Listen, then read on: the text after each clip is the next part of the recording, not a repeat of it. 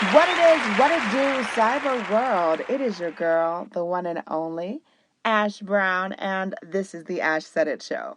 Over 2,000 episodes since 2014, 500,000 streams all around the world. None of this is possible without you guys. So thank you so much for your love, your support, all the good energy, all the good vibes. And I am talking to someone today from one of my favorite places in the whole planet.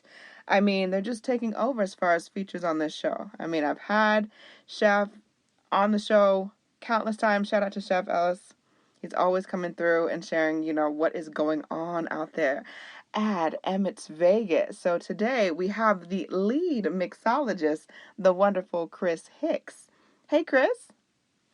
Hey, how you guys doing? How you doing, Ash? I am doing great. How are you today? Man, I'm doing good. It's a pleasure to be on your show, man. Oh, thank you so much. We definitely appreciate it. And besides food, drink is probably my next favorite thing, Chris. So. All right. Hey, well, I can definitely help you in that area. I love it. All right. So, Chris, the espresso martini's popularity, particularly with Gen Z, is undeniable. It's taken off. So, what, in your expert opinion, is the core appeal of this particular cocktail that has allowed it to just transcend typical drink trends? With the espresso martini, it's definitely the versatility, and especially with Emmitt and our brand, like we offer 6 kinds. So whether if you're an Irish whiskey drinker, if you're a traditional vodka drinker, cognac, we can mix all that in there, so it's not your typical cold pressed coffee mixed with alcohol, and then here we go. No, these are drinks that are tailored to your taste. So, with that versatility and those different selections of alcohol, it's open to everyone. So it's not just like, okay, cool, here's my vodka drinkers and I want this. No, can you make me one with cognac? Absolutely. Can you make me one with tequila? Absolutely. So that's what we're doing. So with us selecting or having 6 espresso martini types on our menu, we're ahead of what anybody else is doing. Most places are using the automated kettle machines. Not us. We're making ours, by hand. We're shaking it, we're pouring it, we're frothing it. And also we have our graphics machine to where we can actually put your images on there. So if you're coming in, if it's a girls' night, yes, absolutely. If you're coming there with a girls' night, guys' night, company retreats, we can definitely personalize those drinks for you. And then, so it's tailored to your taste buds, but then visually it's also tailored to you too. Yes, I love that. Yeah, I've definitely been seeing all of the, if you guys haven't already, go on Emmitt's Vegas, go onto their Instagram. There's all kinds of posts. The food is delicious, but also those drinks are exceptional. And I've been telling Chef for months that I got to cut out there. I haven't been to Vegas in a couple of years. The pandemic kind of paused everything for me, Chris, with the rest of the world. I hear you, man. It paused a lot of folks. But yeah, next time you come out, man, you got to let us, hook one up for you. Yeah, I definitely got to come through. But still on it. So, okay, so crafting an espresso martini flight with 6 distinct variations is a bold move.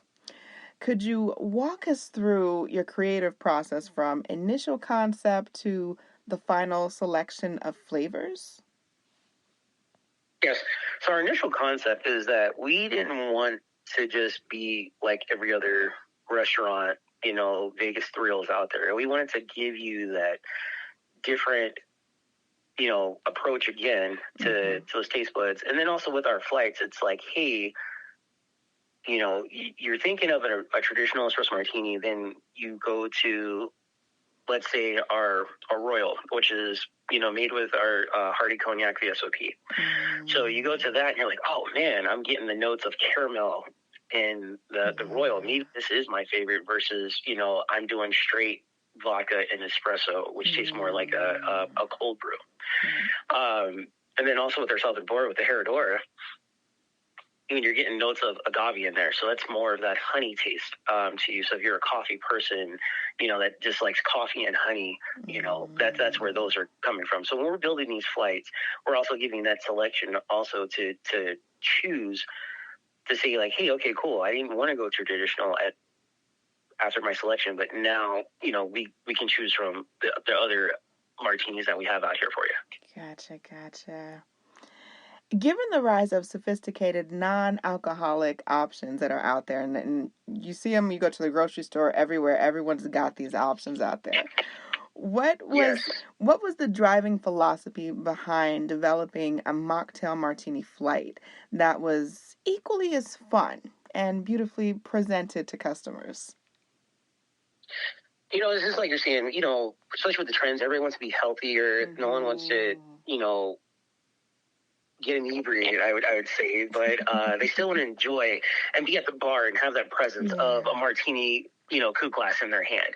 So, with that, we came up with some ideas to still keep the party going for those non-alcoholic drinkers, and still be respectful, in regards to the dietary needs. Mm-hmm. So when we were coming up with these cocktails, we were like, man, what can we do to get people's flavors? Well, let's do something that is completely off the board. Let's get away from the, just the virgin type styles. So we really deep dived into some exotic fruits. Also with some of our local vendors that provide syrups and stuff for us. So we're trying to make it healthy as possible, but also flavorful as possible. So some of those things on our mocktail flights, like we have a blackberry martini. So that's, we're muddling fresh blackberries. Our syrups are made in house. So I can't say it's organic, but it's close to it, with those selections, and guests have really taken to it, when we're explaining that our process of how we're making it to them, especially with more of the healthier clientele too. Yes, definitely. I'd imagine that, especially now, I've been seeing, like I said, social media is pretty much my window to the world sometimes. So you'll see like bachelorette parties, or even like some pregnant moms, and they want to, feel like they're included. So I think the mocktails is a really awesome touch for inclusion, if people for whatever reason can't partake in libations. I think a mocktail is a great option for them. I think that's a good one. So beyond the specific ingredients, what techniques in preparation would you say are critical to achieving the signature foam and the overall elevated quality across all 6 martinis in the flight? It's definitely the shake. It comes down. It comes down to the shake and rhythm. So when you're building these cocktails and you have your mixing tins, and when you're doing your 10 to 15 second shake, it's best to get that vertical and horizontal shake going to aerate and getting that mix inside that 10. Right. And then so when you're shaking it and then you're doing the slow pour through your strainer, and you'll see the foam starting to form. So right before we send it out, we let it sit for about 3 seconds. So, and that's where that nice foam and froth comes from. It forms that nice layer on top. And a lot of people think that when they see our espresso martinis, they're like, "Do you guys have a frother, or like you guys use a cold foam?" I was like, "No, that's us. That's our team." They're like, "Really?" So then they come over and they see our team, shaking it, the tins, and they see the rhythm. And they're just like, "Oh, okay." Like it really makes a difference. Yeah. And we've had other bartenders from other restaurants come in and ask us too, like, how do you guys get your foam like so thick and the viscosity to stay on top to where you can put your designs on it? And we're like, "Oh, dude, it's all in rhythm." They're just like, "What rhythm?" And we show them, we're like, "Oh, we're just shaking it up and down." We're like, "Oh no, man, you got to get that air in there, man." You got to get it moving. You got to get it in there. Yes. And that's incredible because I know a lot of bars, especially I'm in the Atlanta market, and so like the froth and stuff, like you said, they're finding all different ways because they're trying to shortcut it. But you guys are actually putting in essentially the elbow grease. Correct. And it's not a lot of effort. So like I said, it's only 10 to 15 seconds. But I said at how rigorous you shake, and when you're rotating between vertical and horizontal, and you're getting that mix and that air in there, and then letting it settle, so once you pour it, let it sit for about 3 seconds, and that's when that froth, you'll get that nice froth there. Gotcha. Interesting. See, I love learning something new every day from Emmitt's Vegas. I always pick up some kind of tips from you guys. Never fails. Thanks. Now, last but certainly not least, with so many options on the Las Vegas strips, what do you believe makes Emmitt's Vegas or makes the Espresso Martini Flight truly a unique and must-try experience for both seasoned martini enthusiasts and maybe newcomers to the trend? Well, going back to the whole 6 different types, and then not having your espresso martini come out of a machine, it's definitely that personal touch. You're seeing your cocktail, especially if you're sitting at the bar, you're seeing your cocktail being built. You're seeing that all of our ingredients are selected. We've tasted all of our alcohol that we're putting into our product, and it's paired perfect with the cocktails you're choosing. So it's not like you're just going and everybody's just using, their typical kettle or their typical Grey Goose. Like, no, we've taken our time to, pair everything out. We've actually tasted coffees. We were kind of wired when we were doing that. So we took our time to make sure that what the best selection that's going into your martini is the best for your palate. It's not overly sweet. It's not bland. It's not tart. It has a nice balanced taste to it. And this is going across all of our alcohols, from the cognac to the vodka to the double barrel reposado to the Irish whiskeys to our mezcals.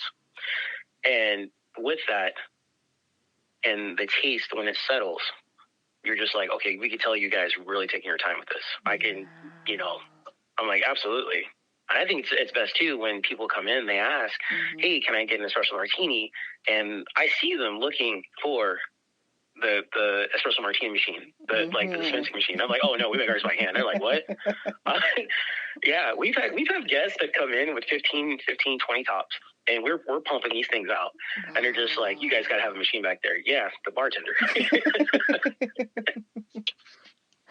I love that. Now, so Chris, this is just a curveball, just a random question here.